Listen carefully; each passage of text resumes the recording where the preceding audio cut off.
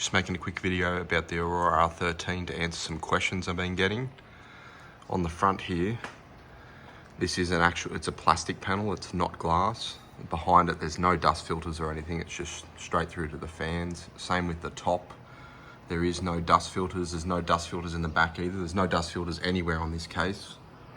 This side panel is definitely plastic, it's not glass, it's not tempered glass or anything, but it's some form of plastic. The RAM that's installed is just generic OEM, it's green, it doesn't have any heat spreaders or anything on it. It runs at the 4400 like they advertised. It doesn't have any XMP profiles, so if you go in you can't change it to anything, it's just greyed out, there is none available. I assume if you change it over to different RAM that will be ungrayed and you can change it yourself. It did come with the 512 M.2, no problems with that. In the second slot I put a 1 gig, it recognised that, no problem at all. Down the bottom I do have the 4 terabyte Samsung.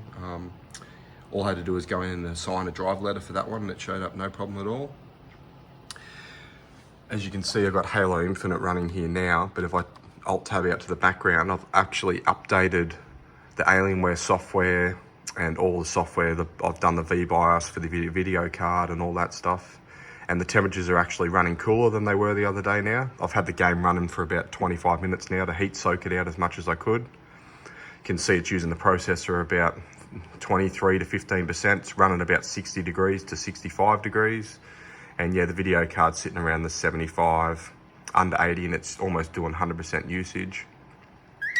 If you go to the thermals page, you can see it's still only running the 35 to 50% fans, and these are just the temperatures that the fans detect apparently. I don't know how it works that one out.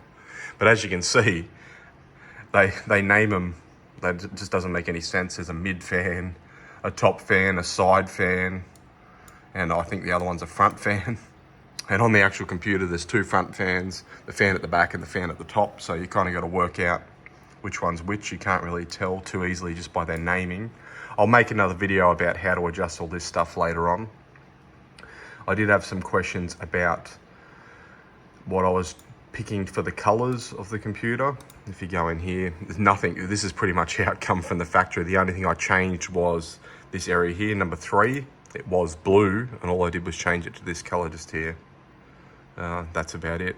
On the keyboard, just to match it a bit, I did change the keys here to the same as the computer, and this just to make it look a bit more uniform with the rest of the computer, just something different. Yeah, there's not too much else to update so far. I had a problem getting into BIOS on this computer, which I found out is actually a problem with the 30 series graphics cards in general. Whenever I try to go into BIOS, I just get a black screen, nothing would happen. I had to actually run an NVIDIA update for that, and that solved the problem. Now I can get into it. Before I did that, I did work out I could get in if I plugged in via HDMI, not DisplayPort. So that's what I was doing for a while, but then I worked it out. I did the update last night, and now I can get in no problem at all. If anyone else is having problems with that and can't work it out, let me know. I'll make a video and show you how to do it, but it's all sorted now. Let me know if there's anything else you need to see or want to know about this computer. I'll make some more videos, but so far that's the update.